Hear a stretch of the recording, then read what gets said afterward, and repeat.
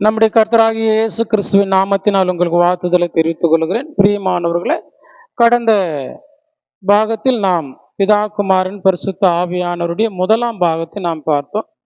இப்போது இரண்டாம் பாகத்துக்குள்ளாக நாம் கடந்து வருவோம். இன்றைக்கு நாம் தெரிந்து கொள்ளப்பட்டிருக்கிற வசனம் மத்தேயு சுவிசேஷம் 4வது அதிகாரம் 10வது வசனத்துக்குள்ளாக நாம் கடந்து போவோம். இங்கே பிதா ஒருவரை மாத்திரமே தொழுது கொள்ள வேண்டும் என்று சொல்லி நம்முடைய ஆண்டவராகிய இயேசு கிறிஸ்து சாத்தான் இடத்துல பேசுகிறத நாம் பார்க்கிறோம், பிசாசின் இடத்துல. அந்த வசனத்தை கவனியுங்கள்.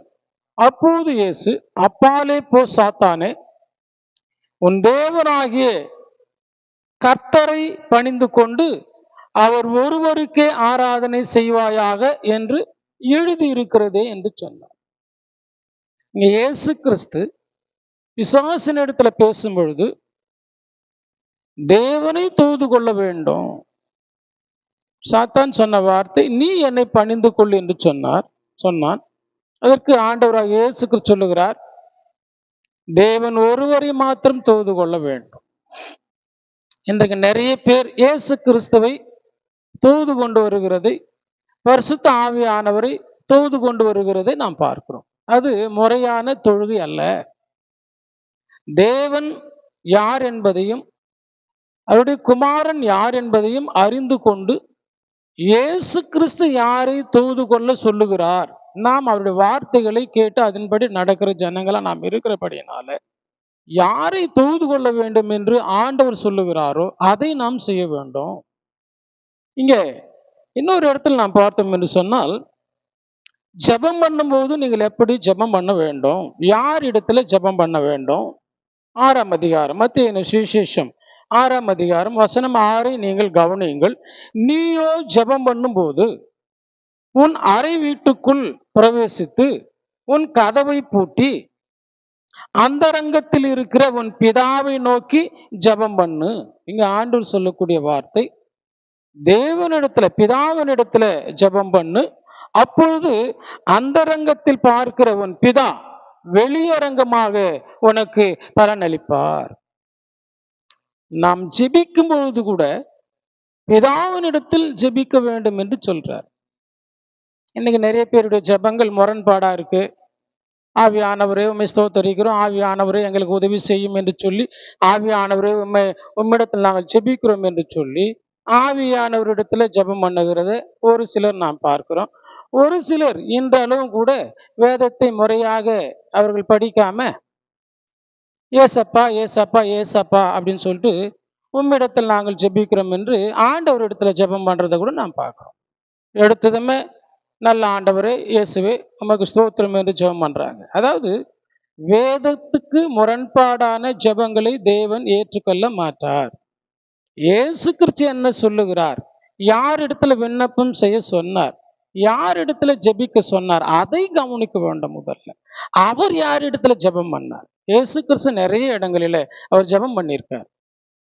அப்ப அவர் யார் இடத்துல ஜெபம் செய்தார், நாம் யார் இடத்துல ஜெபிக்க வேண்டும் என்பதை மிக தெளிவாய் இங்க ஆண்டவர் சொல்லுகிறதை நாம் பார்க்கிறோம். அப்படி போலவே யோவான் எழுதின சுவிசேஷம் 16ஆம் அதிகாரம் 23வது வசனத்துல இங்க ரொம்ப அற்புதமாக இங்க ஆண்டவர் சொல்லுகிறதை நாம் பார்க்கிறோம். அந்த நாளிலே, இயேசு கிறிஸ்துடைய மரணத்துக்கு பிற்பாடு, அந்த நாளிலே நீங்கள் என்னிடத்தில் ஒன்றும் கேட்க மாட்டீர்கள். நோட் திஸ் பாயிண்ட், தயவு செய்து இதை நீங்க கோடிட்டு வைத்துக் கொள்ளுங்கள். யார் இடத்துல யார் மூலமா ஜெபிக்க வேண்டும் என்று இங்க ஆண்டவர் சொல்லுகிறத நாம் பார்க்கிறோம். அதான் இங்க சொல்லுகிறார், அந்த நாளிலே நீங்கள் என்னிடத்தில் ஒன்றும் கேட்க மாட்டீர்கள், மெய்யாகவே மெய்யாகவே நான் உங்களுக்கு சொல்லுகிறேன், நீங்கள் என் நாமத்தினாலே பிதாவினிடத்தில் கேட்டுக்கொள்வது எதுவோ, இயேசு கிறிஸ்துவனுடைய நாமத்தினால் பிதாவினிடத்துல நாம் வேண்டுதல் செய்ய வேண்டும், அதை அவர் உங்களுக்கு தருவார். நாம் கூடி வரும் பொழுது இயேசு கிறிஸ்துவின் மூலமாக பிதாவினிடத்துல வேண்டுதல் செய்ய வேண்டும். இயேசு கிறிஸ்துவினிடத்துல இயேசுவே இயேசுவே ஆண்டவரே ஏசப்பா கர்த்தாவே அப்படி சொல்றது இல்லை ஜெபம். அதை முறையாக உங்களுக்கு யாரும் சொல்லி தரல அப்படின்னு தான் நான் நினைக்கிறேன். ஒருவேளை உங்களை வழி நடத்துகிறவர்களே அப்படி ஜெபிப்பதனால நீங்க அதை கால்குலேட் பண்ணி அப்படி பண்றீங்க. அது தவறு. வேதத்தை நீங்க கவனித்து பாருங்கள். யார் இடத்துல ஜெபிக்க வேண்டும், யார் மூலமாக ஜெபிக்க வேண்டும்? இயேசு கிறிஸ்து மனிதனுக்கும் தேவனுக்கும் இடையில நான் மத்தியஸ்தராய் இருக்கிறேன் என்று சொல்லியிருக்கார். ஆக நாம் தேவனிடத்துல வேண்டுதல் செய்கிறோம். அதை இயேசு கிறிஸ்துவின் மூலமாக நாம் வேண்டுதல் செய்யக்கூடியவர்களா நாம் இருக்கிறோம். அப்படி போலவே மத்தேயு சுவிசேஷம் 27ஆம் அதிகாரத்துக்குள்ளாக நம்ம கடந்து செல்லுவோம். இங்க இயேசு கிறிஸ்து சிலுவை மரத்துல அவர் தொங்கிக் கொண்டிருக்கிறார். அந்த வேளையில தேவனிடத்துல அவர் ஜெபிக்கிறத நாம் பார்க்கிறோம். 46வது வசனத்தை நீங்கள் கவனியுங்கள். 9ஆம் மணி நேரத்தில் இயேசு ஏலி ஏலி லாமா சபக்தானி என்று மிகுந்த சத்தமிட்டு கூப்பிட்டார். அதற்கு என் தேவனே ஏன் என்னை கைவிட்டு என்று அர்த்தம். அப்போ இயேசு கிறிஸ்துவே சிலுவை மரத்துல தொங்கிக் கொண்டு இருக்கும் பொழுது பிதாவினிடத்துல அவர் வேண்டுதல் செய்கிறார், ஏன் என்னை கைவிட்டீர் என்று சொல்லி. ஏலி ஏலி லாமா சபக்தானி என்று சொன்னால் என் தேவனே ஏன் என்னை கைவிட்டீர் என்று தமிழ்ல அதுக்கு பொருள்.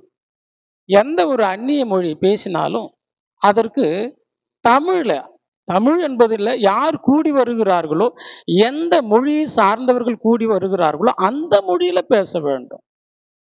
அந்நிய மொழிகளில பேசக்கூடாது. புரியாத பாஷைகளை சபையில பேசுவது தவறு. ஆகவே எங்கே நீங்கள் அங்கே எபிரேயு, கிரேக்கு, லத்தீன், அராபிக் மொழி இங்கே வேதத்துல பதிவு செய்யப்பட்டிருந்தாலும் அங்கே கீழே பரிசுத்த ஆவியானவர் அதற்கான தமிழோட அந்த வார்த்தைகளை அங்க பதிவு செய்திருப்பாங்க. நீங்க ஆழ்ந்த சிந்தையோட வேதத்தை படிக்க வேண்டும் என்று அடியேன் விரும்புகிறேன். அப்படி போலவே யோவான் எழுதின சுவிசேஷம் 20ஆம் அதிகாரம் 17வது வசனத்தை கவனித்து பாருங்கள். இங்கு ஒரு அற்புதமான ஒரு வசனம் இங்கே சொல்லப்பட்டிருக்கிறது. பிதா யார் என்பதையும் அவர் யார் என்பதையும் இங்கே ரொம்ப தெளிவாக இங்கே நாம் கேட்கலாம். இயேசு அவளை நோக்கி, என்னை தொடாதே, நான் இன்னும் என் பிதாவின் இடத்திற்கு ஏறி போகவில்லை. புரிந்து கொள்ளுங்கள் தயவு செய்து. உங்களுடைய போதகர்கள் உங்களை தவறாய் நடத்தினால் வேதத்தை கூர்ந்து பாருங்கள். அவர்கள் சொல்லுவதே தாரக மந்திரமாக நீங்கள் எடுத்துக்கொள்ள வேண்டாம். அவர் பேசக்கூடிய வார்த்தைகள் வேதத்தில் இருக்கிறதா என்பதை நீங்கள் கவனித்து பார்க்க வேண்டியது ரொம்ப ரொம்ப அவசியம். ஆகவே இங்கு கவனிங்கள். இயேசு அவளை நோக்கி, என்னை தொடாதே, நான் இன்னும் என் பிதாவின் இடத்திற்கு ஏறி போகவில்லை. நீ என் சகோதரத்திற்கு போய், இங்கு கவனிங்கள், நான் என் பிதாவின் இடத்திற்கும் உங்கள் பிதாவின் இடத்திற்கும் என் தேவனிடத்திற்கும் உங்கள் தேவனிடத்திற்கும் ஏறி போகிறேன் என்று அவர்களுக்கு சொல்லு என்றார். என் பிதா உங்கள் பிதா, என் தேவன் உங்கள் தேவன். இது ஆண்டவர் சொன்ன வார்த்தை. உயிர் தெழுந்த பிறகு அவர் பரமேறி போகாத அந்த சமயத்தில் அவரை தொடும்படியாக பெண் சீஷரில் ஒருத்தி அவரை தொடும்படியாக, அவரை தொட்டு பேசும்படியாக வந்த சமயத்தில், என்னை தொடாதே, நான் இன்னும் என் பிதாவின் இடத்திற்கு நான் ஏறி போகவில்லை. நம்முடைய தேவனுடைய குடியிருப்பு பரலோகத்தில் இருக்கு. இயேசு கிறிஸ்து தான் மாறி மாறி பிதாவாகவும் குமாரனாகவும் பரிசுத்த ஆவியானவர்களும் 3 வேடங்களை போட்டு இந்த பூமியில நடித்து காண்பித்தார் என்று பொய்யான உபதேசங்களை இந்த கள்ள போதகர்கள் போதித்து கொண்டு வராங்க. அவர்கள் சத்திய மார்க்கத்தை இன்னும் சரியா அறிந்து கொள்ளவில்லை. வேதம் என்ன சொல்லுகிறது, அவர்கள் என்ன சொல்லுகிறார்கள் என்பதை நாம் கவனித்து பார்க்க வேண்டியது அவசியம். முதல்ல அவங்க அறியணும் இந்த வேதத்தை போதிக்கிறவர்கள் இதை முதல்ல கற்றுக்கொள்ள வேண்டும். வேதத்தில் இருக்கிறதை அறியாதபடிக்கு அநேக ஜனங்கள் பிதாவாக, இயேசு கிறிஸ்துவாக, பரிசுத்த ஆவியானவராக இயேசு கிறிஸ்து இப்படி பூமியில் வந்து ஜனங்களோடு அவர் கலந்துரையாடினார், பேசினார். இப்போதும் அந்த இயேசு கிறிஸ்து தான் பரிசுத்த ஆவியானவராக எங்களில வாசம் பண்ணுகிறார் என்று சொல்லி நிறைய பேர் ஏமாற்றிட்டு இருக்காங்க. அது ஏமாத்துறாங்களோ அவங்களுக்கு தெரியலோ அது நமக்கு புரியல. நான் நினைக்கிறேன் அவங்க தெரியாம பேசிக்கிட்டு இருக்காங்க. அது அப்படி இல்லை. இந்த வேதம் நமக்கு முரண்பாடான கருத்துக்களை எப்போதும் போதிக்கவே முடியாது. ஏன் என்று சொன்னால் இவைகள் அனைத்தும் பரிசுத்த ஆவியானவருடைய துணையை கொண்டு எழுதப்பட்டது. தேவ ஆவியினால் ஏவப்பட்டு பேசின எழுதின வார்த்தைகள் இவைகள் எல்லாம். இதுல முரண்பாடுகள் இருக்காது. இங்க ஒரு வசனத்துக்கு வேறு ஒரு அர்த்தத்தை தேவன் எப்போதும் கொடுக்க மாட்டார். இவர் தான் இப்படி சொல்லுகிறாருன்னு சொன்னா அவருடைய சீஷர்கள் என்ன சொன்னாங்க? கடைசியாக அவருடைய சீஷர்கள் என்ன சொன்னார்கள்? இயேசு கிறிஸ்து தான் பிதா என்று சொன்னார்களா? பிதாதான் பரிசுத்த ஆவியானவர் என்று அவர்கள் எங்கேயாவது சொல்லி இருக்காங்களா? அப்போஸ்தலர்கள் என்ன போதித்திருக்கிறார்கள் பாருங்க. அப்போஸ்தலர் 2ஆம் அதிகாரம் வசனம் 24 கவனியுங்கள். தேவன் அவருடைய மரணக்கட்டை, மரண உபாதைகளின் கட்டை அவிழ்த்து அவர் எழுப்பினார். அவர் மரணத்தினால் கட்டப்பட்டிருக்க கூடாது இருந்தது. தேவன் இயேசு கிறிஸ்துனுடைய மரண உபாதைகளின் கட்டை அவர் அவிழ்த்தார். தேவன் அவிழ்த்து அவர் எழுப்பினார். தேவன் இயேசு கிறிஸ்துவை எழுப்பினார். தானாக எழுந்தேன் என்பதை காட்டிலும் இங்க தேவன் இயேசு கிறிஸ்துவை எழுப்பினார் என்று சொல்றார். அப்படி போலவே 32வது வசனத்தை கவனித்தீர்கள் என்று சொன்னால் இங்கே தேவன் அவரை எழுப்பினார் என்று சொல்லப்பட்டிருக்கிறது. 32ல இந்த இயேசுவை தேவன் எழுப்பினார். இதற்கு நாங்கள் எல்லாரும் சாட்சிகளாயிருக்கோம். இந்த 12 சீஷர்களும் தேவன் அவரை எழுப்பினார் என்பதுக்கு நாங்க சாட்சின்னு சொன்னார். ஆக இயேசு கிறிஸ்து அவருடைய குமாரனாகவும் பிதாவாகிய தேவன் அவருடைய மரண கட்டை அவிழ்த்து அவரை எழுப்பினார் என்று சொல்லி இங்க பரிசுத்த ஆவியினால பேதுரு பேசுகிறத நாம் பார்க்கிறோம். 36வது வசனத்துல எழுப்பினது எதற்கு என்று சொன்னால் எழுப்பின அந்த இயேசுவை கவனிங்க. ஆகையினால் நீங்கள் சிலுவையில் அறைந்த இந்த இயேசுவையே, அங்க இருக்கிற யூதர்களை பார்த்து அப்போஸ்தலனாகிய பேதுரு பேசிக் கொண்டிருக்கிறார். நீங்கள் சிலுவையில் அறைந்த அந்த இயேசுவையே தேவன் ஆண்டவரும் கிறிஸ்துவும் ஆக்கினார் என்று இஸ்ரவேல் குடும்பத்தார் யாவரும் நிச்சயமாய் அறிய கடவர்கள் என்று சொன்னார். இந்த இயேசு கிறிஸ்துவை தேவன் ஆண்டவரும் கிறிஸ்துவும் ஆக்கினார்.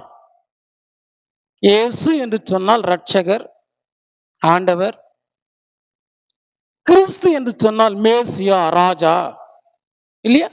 இந்த இயேசு கிறிஸ்துவை இரட்சகராகவும் ராஜாவாகவும் தேவன் அபிஷேகம் செய்தார் என்று பொருள். அதற்கு இன்னைக்கு நிறைய பேர் இயேசு கிறிஸ்துவை ராஜா என்று ஏற்றுக்கொள்ளுகிறார்கள். ஆனா ராஜ்யமே இல்லை, இனிமேல் வரப்போகுது என்று சொல்லக்கூடிய ஒரு கூட்டமும் இருக்கு. ஒருவர் ராஜா என்று சொன்னால் அவருக்கு ராஜ்யம் இருந்தாதான் அவர் ராஜா. ராஜ்யமே இல்லாத ஒரு மனுஷனை பார்த்து ராஜா என்று எப்படி சொல்ல முடியும்? ஆண்டவர் ஒரு மாதிரி சொல்லி இருக்கிறார், என்னுடைய ராஜ்யம் இந்த பூமிக்கு உரியதல்ல, இந்த உலகத்துக்கு உரியதல்ல. அவர் ஆவிக்குரிய ராஜா. சபை என்பது ஆவிக்குரிய ராஜ்யம். இந்த சபையாகிய இந்த கூட்டத்திற்கு தான் அவர் ஆவிக்குரிய ராஜாவாக இருக்கிறார். ஆகவேதான் அவரை தேவன் ஆண்டவராகவும் கிறிஸ்துவமாகவும் ஏற்படுத்தினார். ஒருவர் அபிஷேகம் பண்ண வேண்டும், ஒரு ராஜாவை இன்னொருவர் அபிஷேகம் பண்ண வேண்டும். தனக்கு தானே எந்த ராஜாவும் நான் ராஜா என்று சொல்லி அபிஷேகம் பண்ணிக்க மாட்டார்.